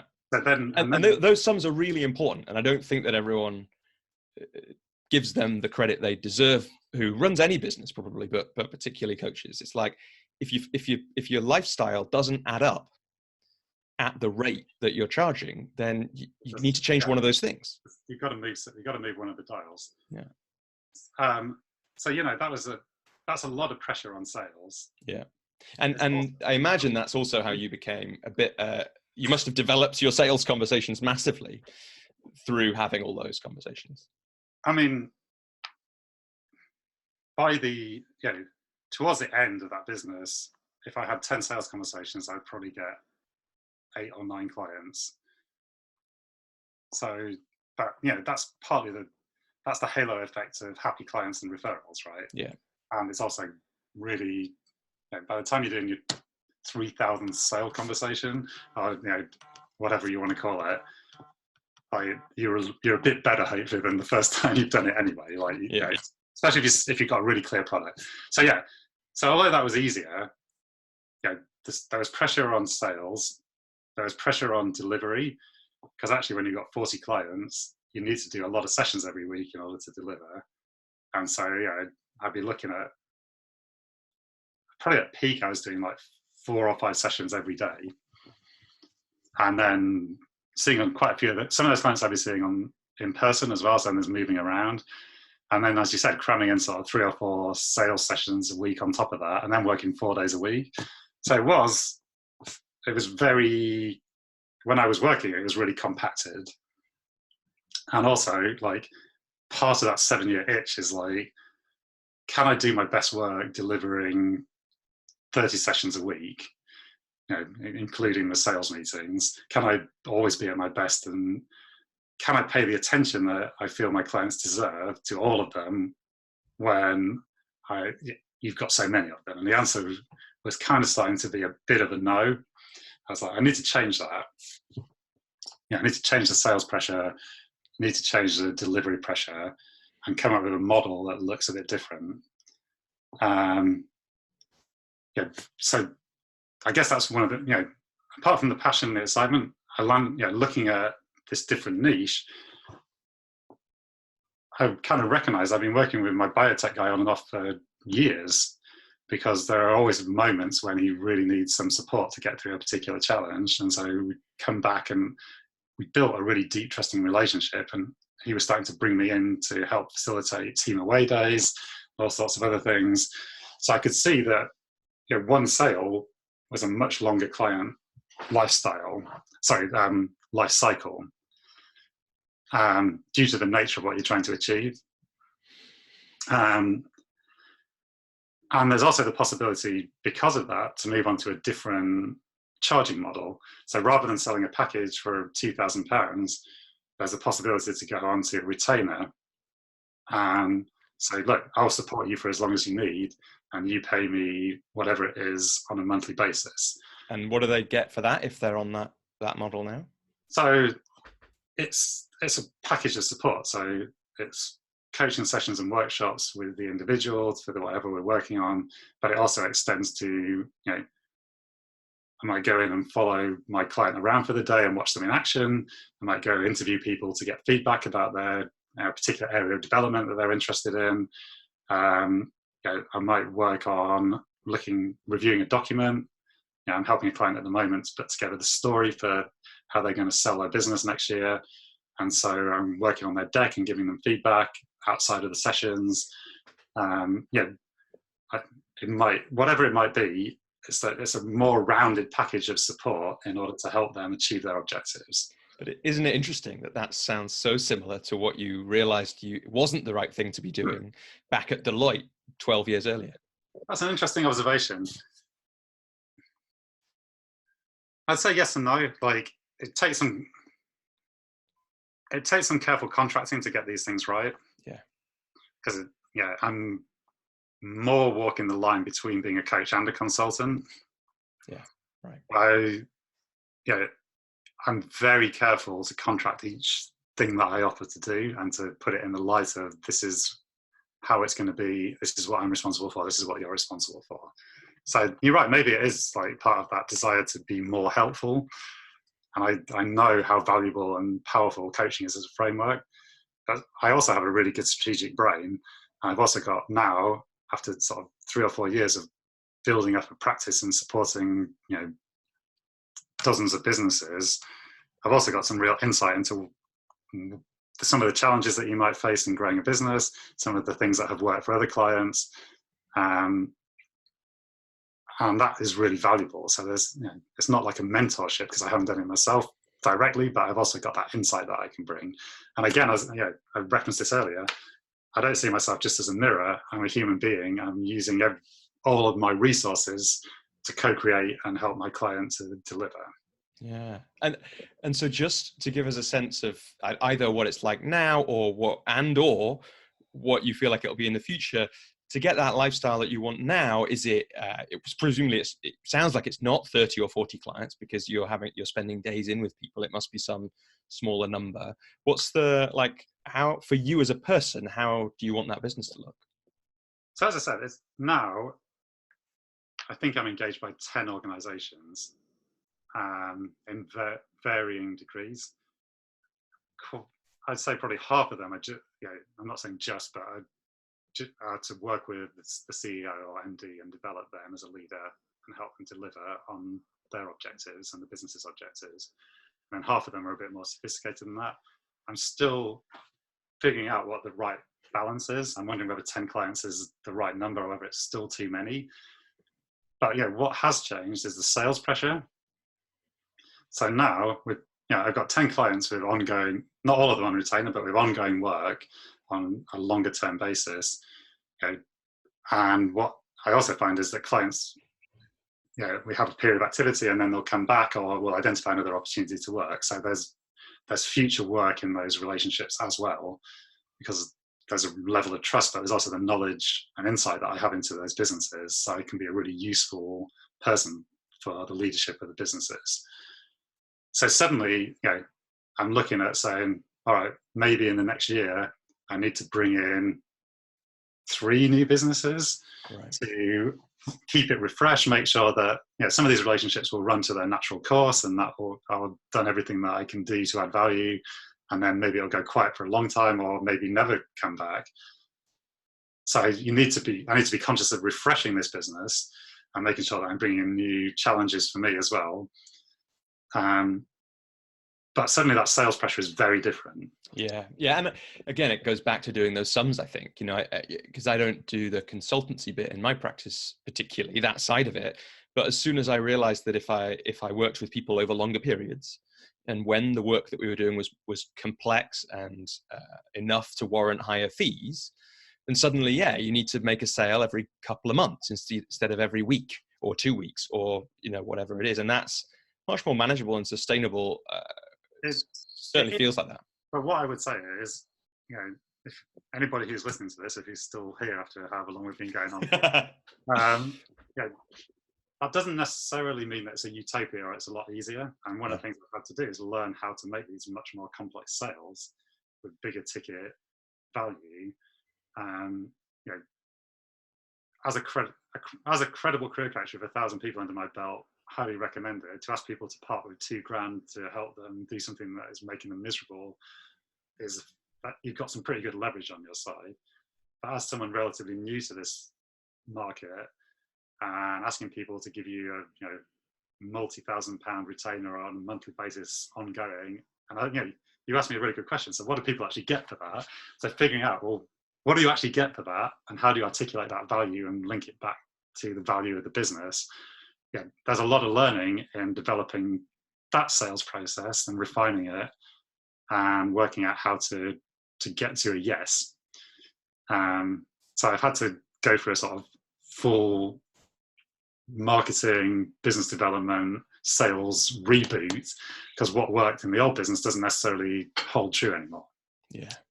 Yeah, and Phil, I can tell you're getting nervous about time. So for those who don't know Phil, he is a timing ninja in his coaching. Well, that's certainly my experience. So I just want to say, because I am not a timing ninja, I love to give myself loads of time. I've got a few more things that I want to catch before we finish.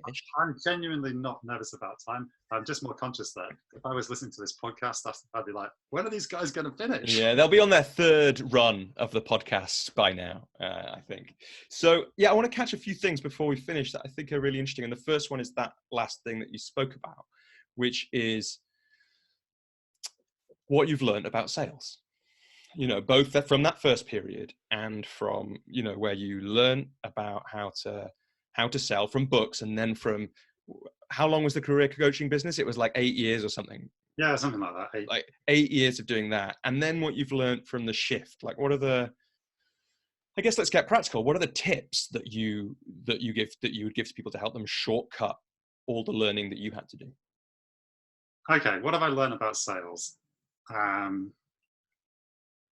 What I've learned about sales is that what you learn in your fundamental basic coach training is the key to being a very good salesperson. Because the whole point of sales is to identify that problem that people want to solve, and then to understand why they can't yet solve it, and then to help them to identify a way that they can solve it. They hopefully can see that you can help them to do, and that they will buy into. But that requires being really interested and curious about that person. It requires deep listening to really understand what's going on for them. It requires powerful questions to bring out that information, and to bring it. Often the answers are there for people, but they're unconscious. So to bring those unconscious answers to what's getting in the way into the conscious, and for them to suddenly see for the first time, this is why I'm stuck and I can't do it. This is why I might need some help. If I think you might have seen me do like a sort of sales meeting in one of the trainings that we've done. Yeah. You'll find if anybody watches me do sales, I talk about myself as little as possible, because I see myself as a catalyst, and all I want to do is make sure that people feel that I'm credible. So I try and do as much of the credibility stuff offline with my website and with referrals and whatever. When I go to talk to somebody, I'm genuinely interested in what's their problem and how can I help them, and I want to find out as much about that as possible. So that's number one. All of those coaching skills are absolutely invaluable. When you're under when I was under pressure in my early business, I go and talk about myself a lot and burble on about all my credibility. But that's because I didn't actually believe in myself, and I was nervous about selling. Right now, I don't talk about that, if possible, at all. So that's probably the first thing I've learned about selling. The second thing I would say is, moving from the beginning of my business to now, I've been working a lot on my own personal development, and at the beginning of that period in 2008, 2009, I had a real scarcity mindset. I was like, I just need to get work. I want to do the thing I love, and otherwise I'll have to give up. And it's really hard. I'm going to have to persuade these people.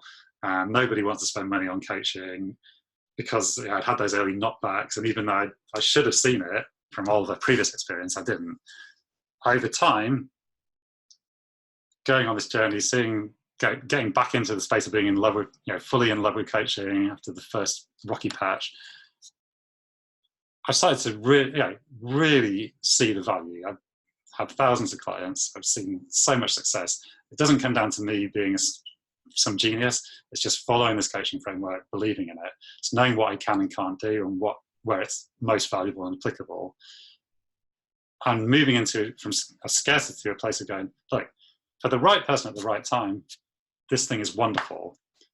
For the wrong person at the wrong time, it's no good. And now coming into a sales conversation,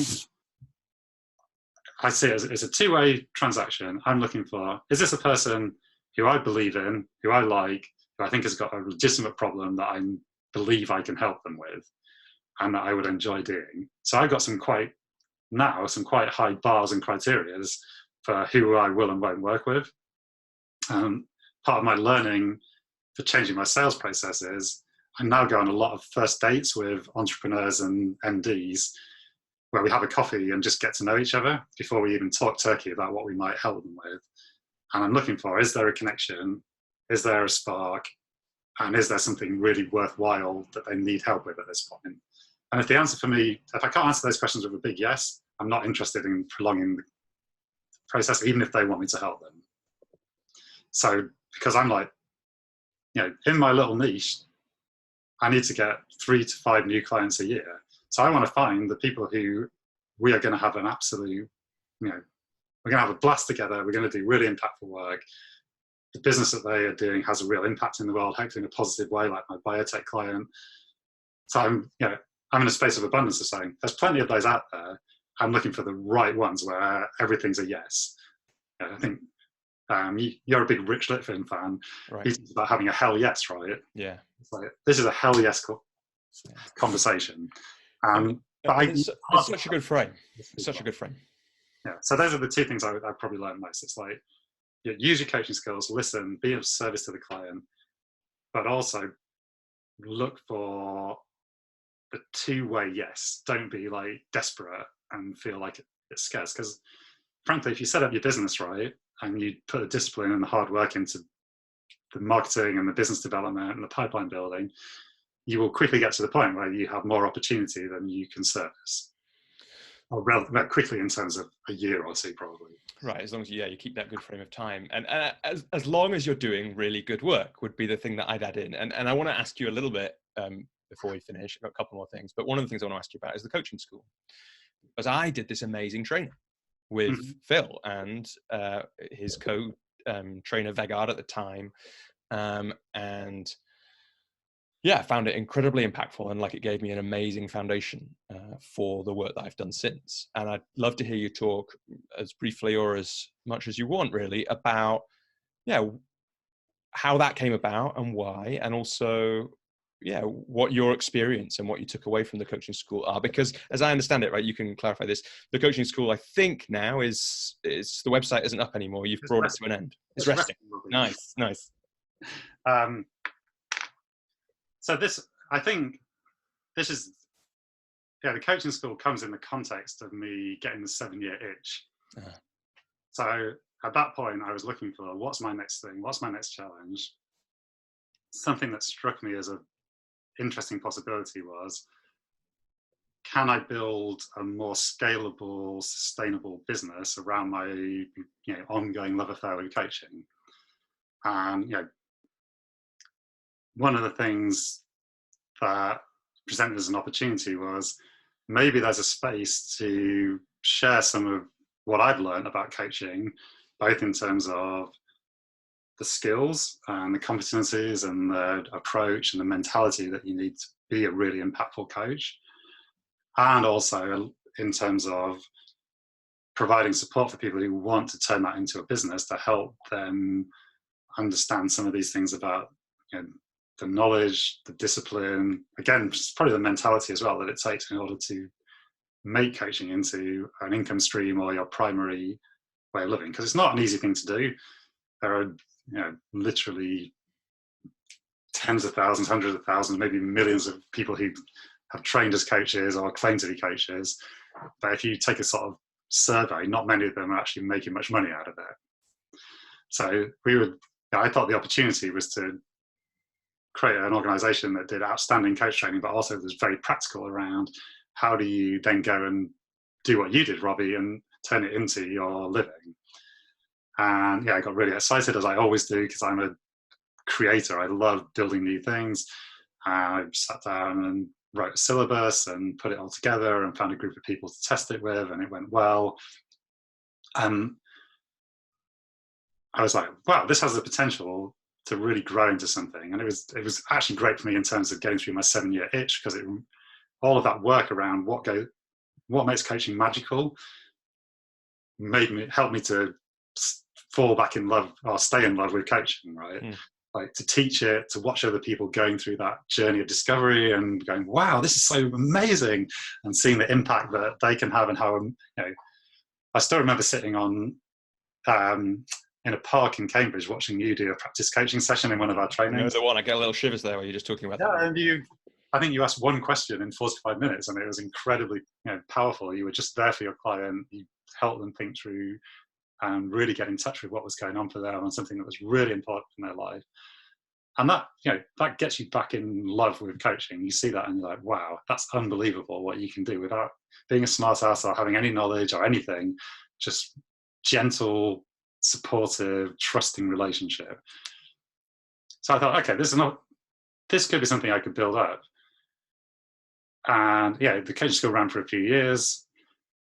What I found out is my biggest passion is being with people, and I love the training.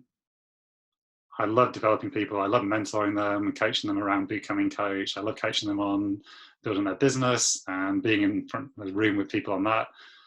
What I didn't enjoy so much was the actual mechanics of building the business and scaling the business, which is ironic because that's what I help people to do.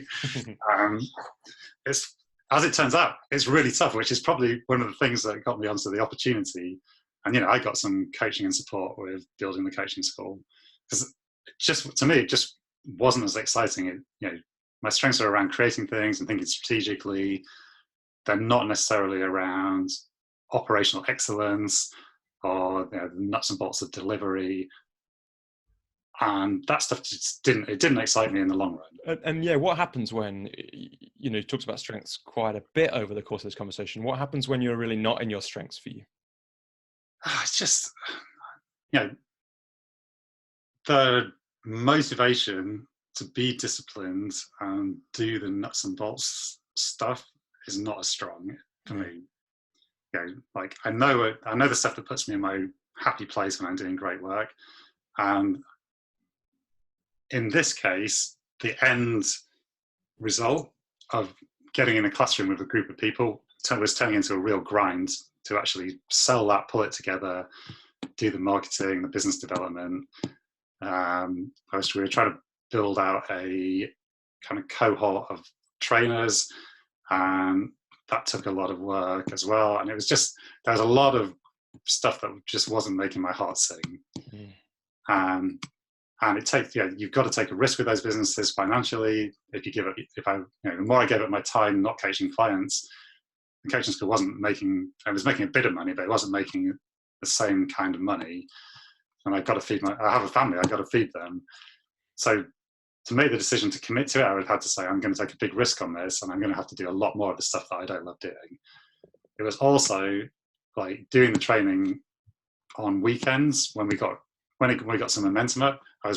One year I worked 18 weekends, and my kids were like 4 and 2 at that point. And I was like, I hate saying goodbye to my kids and not seeing them on all these weekends when I'm delivering training, even though I love the training. So there's a combination of factors. I reflected on it and went, this has been an amazing journey. We ended up doing 5 or 6 cohorts of coach training. and quite a few individuals we've done separately as well, trained 40 or 50 coaches. A lot of them are out in the world doing great work. I'm like, that was a great experiment. It went on for a few years. It's now resting. Maybe I'll come back to it one day. Maybe not. Maybe not. Yeah, I think there's an element of which it's a shame, because I think there is, as far as I know, I mean, anyone who's listening and knows of something like this, by all means, get in touch. But as far as I know, there is a space for a small cohort, really practical coach training. And I'm so glad that I happened to come to this thing in that 4 or 5 year period where that existed. Because yeah, I never speak to anyone who did a different training and think, do you know what? I wish I'd done that one. Well, I'm glad to hear that, Robbie. Yeah. And that's what we aim for. We were trying to create something that was really, an outstanding experience. And I think we did. I mean, from personal perspective, like it definitely was. I guess before we finish, it feels like there's a couple of things that we haven't talked to in massive detail, that I just want to ask about, give you a chance to speak about.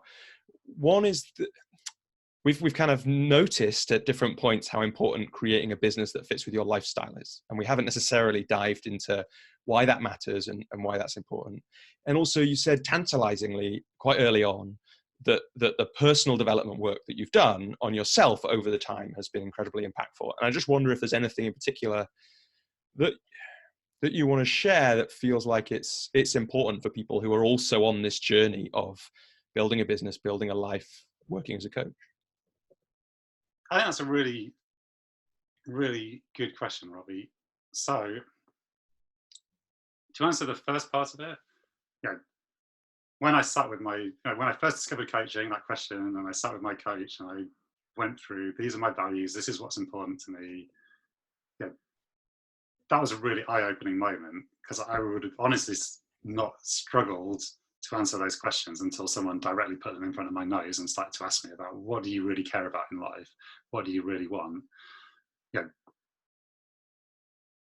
From that initial conversation, what I have increasingly come to realize is that I probably,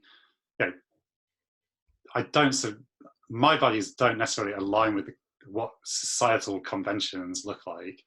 The societal conventions say you should always be looking to get to the next level, be promoted, make more money, and do as much and be as big as you possibly can be all of the time. Those things actually don't motivate me. So being in Deloitte, one of the reasons it didn't work for me was because I wasn't that bothered about a lot of those things. What I realized is actually much more important to me is having a life where I can have impact on the things that I care about. Like I said, one of the things that one of the consistent things through this story was so a lot of the choices we made in our life were around wanting to have a family. That was really important to me. When I started my business in 2008, I got a couple of mentors who were both in their 60s and 70s and had been very successful business people. And they both said their biggest regret in life was not spending time with their kids when they were young. Yeah. And they were like, I was working all the time. I never saw my kids for the first 10 years of their life. And that's impacted my relationship with them for my whole life. So that was a value that I really recognized. That's why I didn't want to, when I was working away and that was making me miserable, I was like, I want to be with my wife. I want to be with my kids. I want to be at home and spend time with the most important people in my life. So that's been a real driver for me. Another thing that I discovered is, in my teenage years and 20s, I suffered with a lot of anxiety and depression, and had some really dark patches. Going through that question around what are my values, I suddenly out of nowhere realized that looking after myself and self-care had to be right at the top of my list, because what I saw is when I didn't treat myself well, I couldn't be there for other people. I couldn't be there as a good coach. I couldn't be there as a good husband. I couldn't be there as a good son. I couldn't be there as a good friend. I couldn't be there as a good citizen, because I was too anxious, in the pit, self-obsessed. And And that was a lot of my experience for a lot of my younger life. So suddenly I started to explore, what does it mean to look after myself? What do I need to do in order to put myself in a good energy space? That's why when I did coach training around energy, that was really, a lot of light bulbs went off for me. So I started to practice mindfulness in probably 2007 in order to help kind of control my thoughts and my anxiety. Started to really bake exercise into my life. So I'm almost fanatical runner these days. I run pretty much, at least 5 times most weeks. I realized that I need space in my life, like actually from my formative experiences, too much pressure and stress. I just really kind of, my brain wiring doesn't cope well with that. And I've done a lot of work to make it a lot better. But I don't like being in an environment where there's always that pressure to be at the maximum and be in this growth zone all the time. I've learned how to put myself in the right growth space and when to push and when to sometimes take a little break and give yourself a break. So I've learned about this whole value of self-care. What's interesting, and this is, I think this is really pertinent for anyone who wants to go down this pathway. All of that pointed to me to a lifestyle business, right? In control of my own time, less at the behest of other people and deadlines of other people, able to bake in self-care into my life, able to decide when I work and don't work and how much I work. In order to do that, as you identified, you've got to balance that with income. So you have to do the work to figure out, well, if I'm only going to work this much, how much do I need to make in order to make that happen? And how do I put together the right propositions to deliver that? So for me, it's always it's an art form, right? It's balancing living my values, building a business that I love doing, that has impact, that can also get me the reward, both in terms of my growth, but also financially. So I've learned so much about that over the years. And for me, it works really well. Because I've done that personal development and where there's been sticky moments, I kind of got some help or worked through them or read a book, which that's my usual default. Over time, it's become clearer and clearer that this is the way that I want to be. And I don't want to be growing by 20% every year for the rest of the time, because why the hell would I want to do that? In the last few years, I really explored a lot about spirituality. I'm increasingly coming around to being a Buddhist. And there's a lot there about not grasping and acceptance and just being happy with what you've got. So there's this whole kind of journey that I've gone on. And that, if you ask, relating that back to the sales question you asked earlier, I don't feel the attachment to, I need everybody I meet needs to become a client. I need to make more money than last year. But that's a bit unconventional, but it works for me. Yeah. So that's quite a rambling answer. No, it's a great answer, Phil. It's a great answer. It feels like a nice place to start to draw the conversation to a close. I guess before we do, I'm curious. I wonder if I can do this within the marriage metaphor. What have you got coming up to keep the spice in your relationship with coaching? Oh, what are you working on at the moment? This is my coaching midlife crisis, right? What am I working on? So obviously, at the moment, I'd say the transition that I'm making to the new business is 3/4 to 80% there. So I'm still learning about what is my unique offering and how do I package that up and deliver it? How do I add the most value to my clients that I possibly can? And how do I refine that? How do I do the business development and pipeline development? So I think there's still some more juice to be squeezed out of that. I've also, so kind of building off the coaching school thing, I have got a client who are in the dance world. They're a really successful, innovative dance company. And we have just started to explore the idea of building a leadership development training business to kind of fuse a lot of the knowledge and experience that I got from coaching and developing leaders with a lot of the amazing work they do around storytelling, somatic experience, physicality. So it's very early stages. Wow. But it feels like there's a possibility there to build a more scaled business. Luckily, what I've learned is I have no interest in being the CEO of that business or the MD. I know that I can bring lots of value to the table around creating new products and ideas of how we might fuse it together and turn that into a package. And I would probably enjoy doing some of the delivery. So I'm hoping that will develop into something that will build out over the next couple of years. I think it has the potential to be really impactful. Yeah, no, I completely agree. It feels like I mean, even just within coaching, I feel like for myself and clients, developing the somatic experience and understanding that we have is vital. And yeah, I can imagine that those innovative dance companies are amazing, fascinating storytellers too. Oh, it sounds super cool. Look forward to hearing more. And I'm hoping that's gonna keep things spicy. Definitely. So Phil, is there anything else just before we finish that you wanted to say or share before we wrap up? I mean, I guess I'd like to thank you for this conversation. I genuinely have had a lot of fun. I'd like to thank your viewers for listening, and hopefully there's something useful that's come out of this.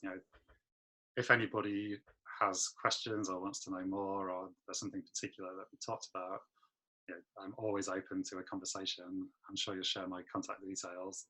So, it's an open invitation. Like, over the years of all of this experience I've had and this love affair with coaching, what I've found, and one of the things that helped me fall in love in the first place, like in 99.9% of cases, I've found almost every coach to be open, have a sense of collaboration, be genuinely passionate about what they do and want to share and support and help other people.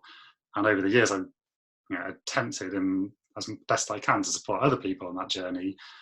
So, as I can be helpful, I say to people, don't hesitate to ask questions, and I'll see what I can do to be as helpful as I can. So that's where I'd end, I guess. That's great. It's great, Phil. And yeah, there's been loads in this conversation that I'm sure lots of people will find really useful and interesting. And like I said off air before we started, I'm pretty sure, other than needing to eat some lunch, maybe have a coffee, I'm pretty sure we could have gone on for another hour or two. So it's been such a pleasure. And thanks so much for your time. And we'll put some notes about the things we've spoken about up on the wherever people are listening, but also at thecoachesjourney.com, and including links to Phil, your website, and all that kind of thing. Brilliant. Well, thank you, Robbie. I really appreciate it. Thanks so much. Until next time, see you soon. All right, take care.